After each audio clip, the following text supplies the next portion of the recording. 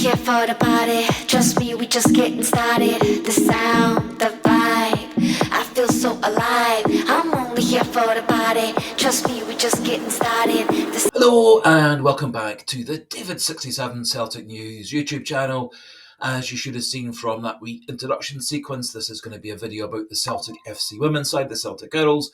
And so if you don't follow the women's side, this video may not be for you, but there will be more videos over the weekend and through the next week during this international break, just keeping things up to date with Celtic in terms of injuries, international players, and the potential new manager of Wilfred Nancy, who reportedly is on his way in for negotiations and talks with the Celtic board and executives, etc., regarding becoming a new Celtic manager, or so all the rumours and stories are suggesting. However, getting back to the topic of this video, a wee post-match review of Celtic's 3-2 defeat last night at Ibrox in the SWPL, a game in which Celtic started very, very well, kind of lost control towards the end of the first half, battled back into the game, and then lost in the end to a very good goal by the Rangers wide player McAulay, who scored a goal with about 5-6 minutes to go. In the video, we're going to have a wee look at the key incidents, one of which I think very much changed the whole nature of the game, around about the 60th minute. Look at some of the stats and one or two wee thoughts about the players, the tactics, etc. as we go through. So, as I say, Celtic took on Rangers women's side at Ibrox last night on a very wet, miserable evening. Game was live on Sky TV. And to be fair to Elena Sadiku, a bit of a surprise when she left Momo Nakau out of the team and played Amy Gallagher essentially in her place. I think the feeling was that Nakau might have struggled a wee bit with the physicality of Rangers midfielders. And when Nakau did come on to replace the injured Morgan Cross, Nakau did seem to struggle a bit to impose her good passing and creativity in midfield.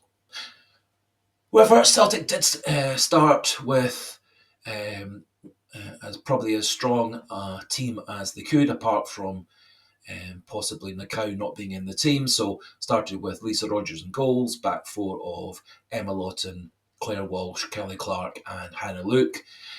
Lisa Robertson, Maria McInerney and Amy Gallagher in midfield, Morgan Cross out wide on the right, Jenny Smith on the left, and Saoirse Noonan through the middle. And Celtic started off very much on top. Lovely pass down the left side by down the left side by Hannah Luke. Good run and cross into the box by Morgan Cross. Saoirse Noonan tried to shoot for goal, managed to miss her kick. Luckily, Jenny Smith coming in behind her. A very smart left-footed finish into the bottom corner, and Celtic 1-0 up after just 2 minutes. And actually, Celtic wasted 3 or 4 very good chances over the next half hour or so. Maria McInerney headed over the bar, a couple of shots on goal, Emma Lawton, Amy Gallagher, and Saoirse Noonan probably had 2 excellent chances to put Celtic 2-0 up, which might well have given Celtic a winning lead. However, she slightly scuffed her shot from around 6 yards, and the Rangers goalkeeper managed to get the ball blocked and cleared with her foot. As the game got deeper into the first half, Celtic's biggest threat was coming down the left side with Morgan Cross. She unfortunately picked up what looked like maybe a dead leg when she was kicked above the knee by the Rangers defender.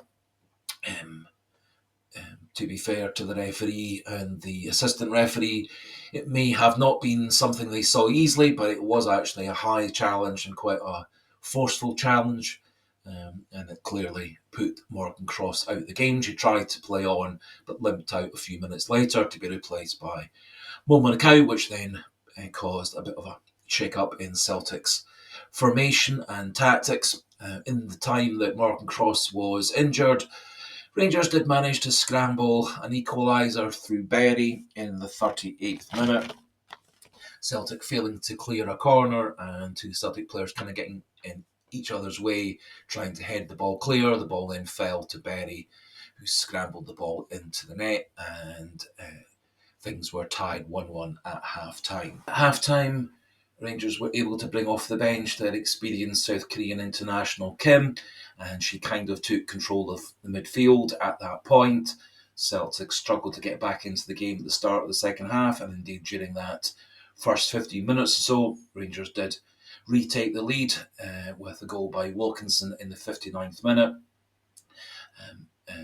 Good run down the left-hand side, good cross into the box, and Claire Walsh is a wee bit slow coming across to Mark Wilkinson, who then did angle a very good header across Lisa Rogers into the far corner, and Rangers were 2-1 up after 59 minutes. Then, for me, a very key incident in the game, around about the 61st minute, 62nd minute, the Rangers captain Nicola Docherty, already on a yellow card, came right through the back of Amy Gallagher, nowhere near the ball, quite a nasty challenge, could easily have caused a major injury, catching her into the calf and Achilles tendon area, completely taking her off her feet.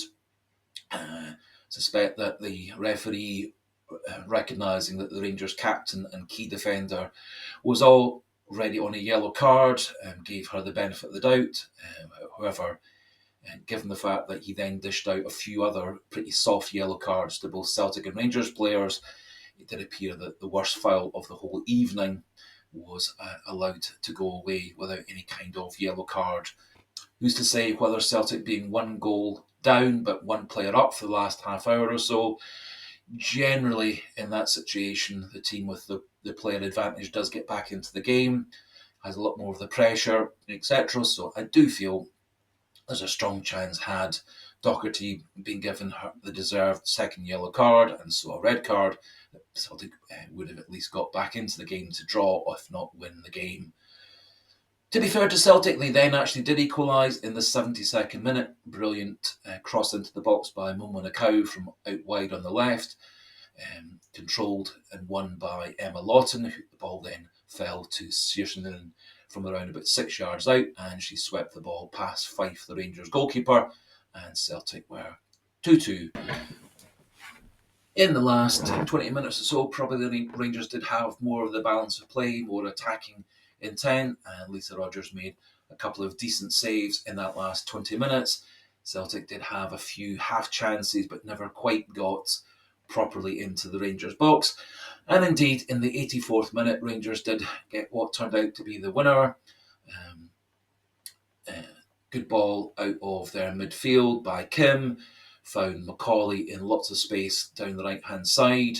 Claire Walsh and Kelly Clark couldn't come across to match her run. McAulay then was able to get into the box and then hit a very, very good high-quality curling shot into the far corner, giving Lisa Rogers no real chance, and Rangers had possibly a slightly undeserved 3-2 lead. For me, the game probably, if it was on the balance of play, chances, etc., should probably have been a draw.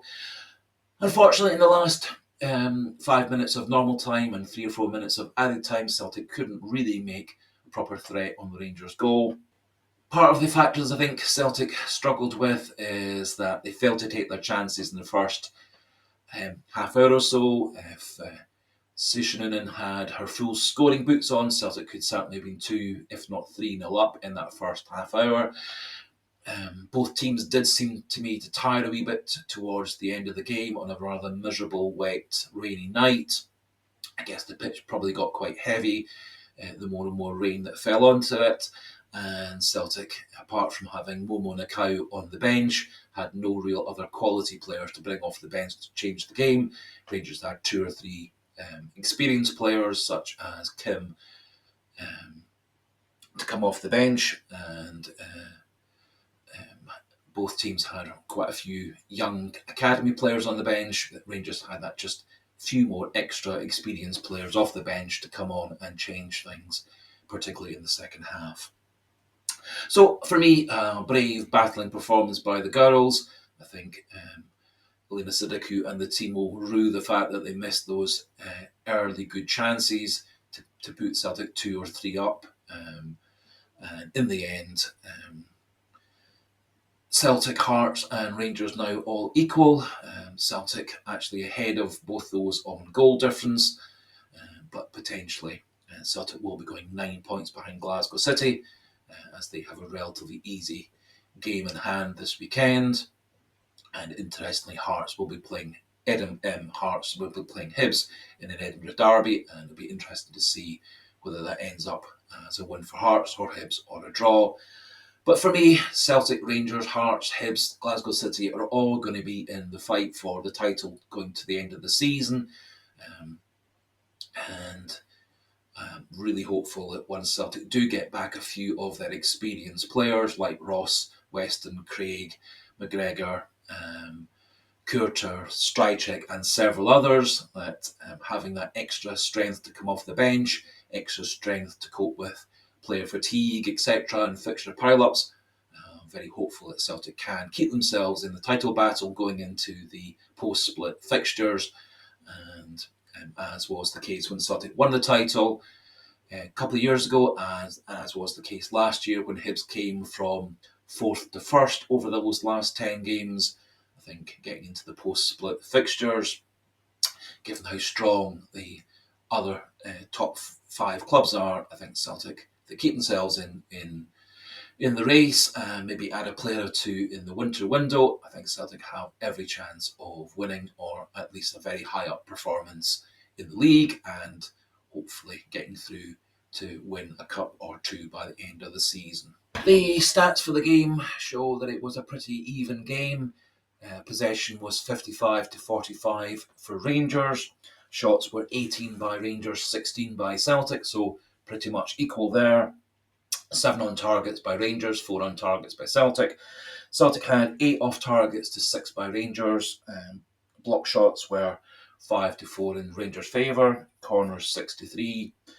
And Lisa Rogers made 3 saves, and Fife, the Rangers goalkeeper, made 2 saves.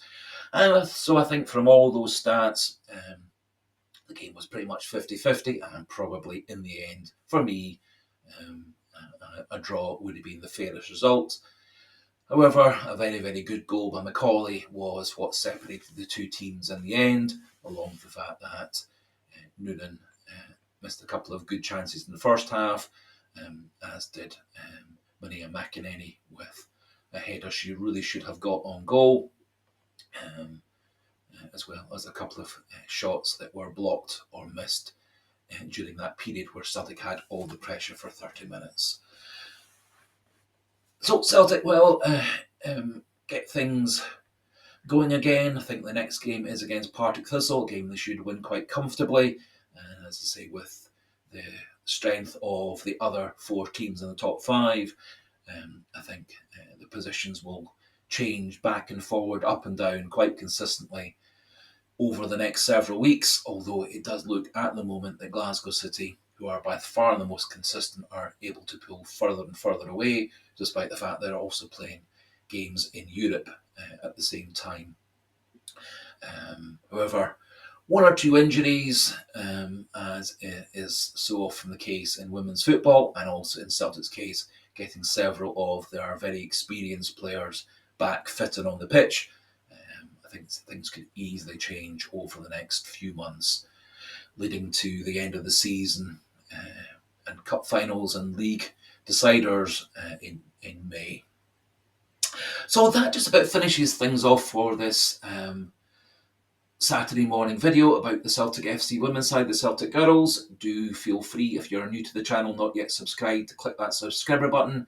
Very, very few of the Celtic channels on the internet or on YouTube cover the women's team in any depth, so please do click that subscriber button to spread the good news of the channel, good news of Celtic FC Women